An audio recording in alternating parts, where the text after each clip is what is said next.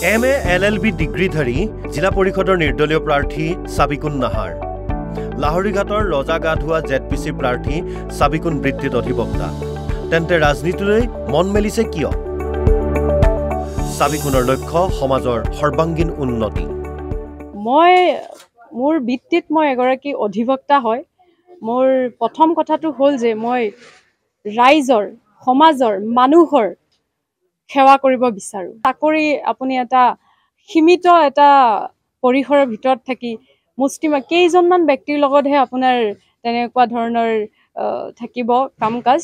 আৰু মই ভাবোঁ যে বহল ভিত্তিত মই সকলো মানুহৰ কাৰণে মই কিবা এটা কৰিব বিচাৰোঁ। সমাজখনৰ উন্নতিৰ কাৰণে, মই সৰ্বাংগীন উন্নতিৰ কাৰণে মই চেষ্টা কৰিম। আৰু শিৱসাগৰৰ নাজনীন ইংৰাজীত MA আৰু LLM ডিগ্ৰীধাৰী 12 বছৰ ধৰি উকালতি কৰি অহা নাজনীন ৰংপুৰ জিলা পৰিষদৰ প্ৰাৰ্থী।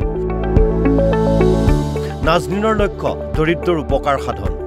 মই মাষ্টাৰ্ছ ইন ইংলিছ হয় আৰু লগতে মাষ্টাৰ্ছ ইন লও হয়। তো মই এজ এ প্ৰেক্টিচিং এডভকেট মই লাষ্ট 12 ইয়াৰ্ছ মই যিমানখিনি পাৰোঁ ছ'চিয়েলি মই এক্টিভ হৈ আছোঁ।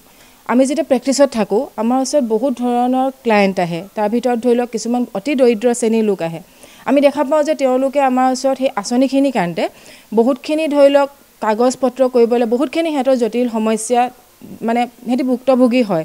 তো সেইখিনি ইমানখিনি কৰাৰ পিছতো যেতিয়া সিহঁতি আঁচনিবিলাক একদম নাপায়, ধৰি লওক সেইখিনি দৰিদ্ৰ লোক যিখিনিয়ে পাব লাগে সিহঁতি যেতিয়া সেইখিনি নাপায় তেওঁলোকে বহুত হতাশ হৈ পৰে। তেওঁলোকে আকৌ আমাৰ ওচৰত ক'বলৈ আহে যে বাইদেউ আমি এইখিনি কৰিলোঁ, কিন্তু তথাপিতো আমি কিহৰ কাৰণে বঞ্চিত থাকি গ'লোঁ আঁচনিটো। ৰাজ্যত পঞ্চায়ত নিৰ্বাচনৰ দামামা, প্ৰাৰ্থীৰ জোৰদাৰ প্ৰচাৰ অভিযান। প্ৰতিদ্বন্দ্বিতাৰ বাবে ধাৰ্য কৰা ন্যূনতম শিক্ষাগত অৰ্হতাৰ পৰা উচ্চ শিক্ষিত লোকলৈ সকলোৱে প্ৰতিদ্বন্দ্বিতা কৰিছে নিৰ্বাচনত। তেনে কেইগৰাকীমান প্ৰাৰ্থীৰ কাষ চাপিছিল আমাৰ সাংবাদিক? কিয় আকৃষ্ট হ'ল ৰাজনীতিৰ প্ৰতি? মানকাছৰৰ কংগ্ৰেছৰ কাউন্সিলৰ পদৰ প্ৰাৰ্থী মাহমুদুল্লাহ আজাদ ইংৰাজীত স্নাতকোত্তৰ ডিগ্ৰীধাৰী। জোৰদাৰ চলিছে মাহমুদুল্লাহৰ প্ৰচাৰ অভিযান। কিন্তু কিয় আহিলো ৰাজনীতিলৈ? মই চেষ্টা কৰিলে চাকৰি বিচাৰিব পাৰিলোঁ হয়, চাকৰি কৰিব পাৰিলোঁ হয়, কিন্তু মই সৰুৰে পৰা চাই আছোঁ আমাৰ সমাজত কিবা কমি আছে। যিটো যেনেকৈ সৰুৰে পৰা চাই আছোঁ আমাৰ কাউন্সিলৰ পদ, মই যিটো পদত থিয় হৈছোঁ, তো সৰুৰে পৰা চাইছোঁ ইয়াত একোৱেই নাই। মানুহে ভোট লয় আৰু আহি যায়, কিন্তু পিছত 5 বছৰ একো নাচায়। কিন্তু সেইবোৰে মোক অলপ ইফালে আহিবলৈ মোক বাধ্য কৰালে। নলবাৰীৰ কংকনা চক্ৰৱৰ্তী দৰ্শনৰ স্নাতকোত্তৰ ডিগ্ৰীধাৰী। কিছু বছৰ কলেজত অংশকালীন প্ৰবক্তাৰ কামো কৰিছিল। এইবাৰ অগপৰ পৰা আঞ্চলিক পঞ্চায়তৰ পদত প্ৰতিদ্বন্দ্বিতা কৰিছে কংকনাই। মই ভাবোঁ প্ৰত্যেক মানুহেই জীৱনত এবাৰ ৰাজনীতি কৰিব লাগে। ৰাজনীতিৰ পৰা বহুত শিকিব পাৰি। সামাজিক, অৰ্থনৈতিক, পাৰিবাৰিক বিভিন্ন দিশ মানে শিকিব পাৰি। টিহুৰ নিৰুপমা দত্ত আৰু বিৰাজ হালৈ উচ্চ শিক্ষিত ব্যক্তি। বহু বছৰ পূৰ্বেই লৈছে স্নাতক ডিগ্ৰী। তথা বিয়াৰ পিছত আৰু এইবিলাক কথা নাভাবিলোঁ। এতিয়া আৰু ল'ৰা ছোৱালী ডাঙৰ হ'ল সেই ভাবিয়েই এই ক্ষেত্ৰখনত ওলাই আহিলোঁ। ভাবিলোঁ কিবা এটা ৰাইজৰ কাম কৰিব পাৰিলে মোৰো মনৰ সন্তুষ্টি। 96তে মই গ্ৰেজুৱেশ্যন কমপ্লিট কৰিছোঁ। তেতিয়াৰ পৰা মই অলপ শ্ৰমৰ লগত জড়িত আছিলোঁ, অলপ খেতি বাতি কৰোঁ। সেনেকৈ ৰাইজৰ লগত অলপ পৰিচিত হৈ আছোঁ। সেইবাবে ৰাইজে মোক মানে প্ৰক্ষেপ কৰিছে। বৰহমপুৰৰ অম্লানজ্যোতি বৰা স্নাতক আৰু ITI উত্তীৰ্ণ, লগতে আছে মাছ কমিউনিকেশ্যনৰ ডিগ্ৰী। ৱাৰ্ড সদস্য পদৰ প্ৰাৰ্থী অম্লানৰ লক্ষ্য পূৰ্বৰ দুৰ্নীতি নিৰ্মূল কৰা। যদি মই জয়ী হওঁ তেতিয়াহ'লে চাগে মই ভিতৰৰ যোনটো পৰ্যায় সেই পৰ্যায়টো মই ডেফিনেটলি গম পাম। আৰু মই সেই বস্তুটো গম পোৱাৰ পিছত মই তাৰ কিবা প্ৰতিকাৰ যদি থাকে, কি ধৰণে বস্তুটো ৰাইজৰ মুখী কৰিব পাৰি, কি ধৰণে ৰাইজৰ উন্নয়ন কৰিব পাৰি, সেই বস্তুখিনি মই নিজে প্ৰেক্টিকেল ফিল্ডখনলৈ যাব বিচাৰিছোঁ।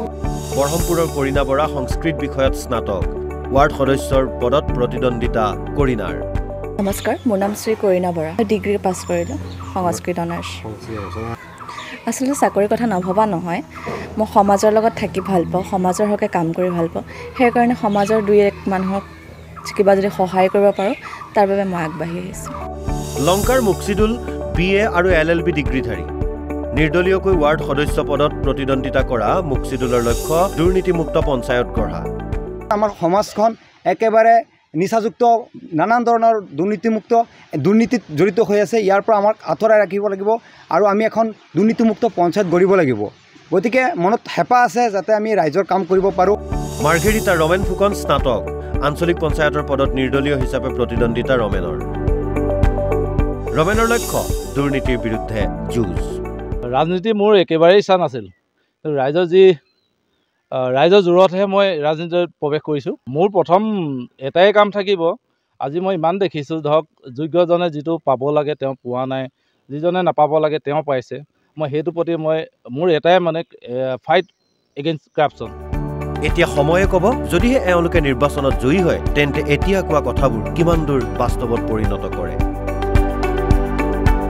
Bureau report, NB news.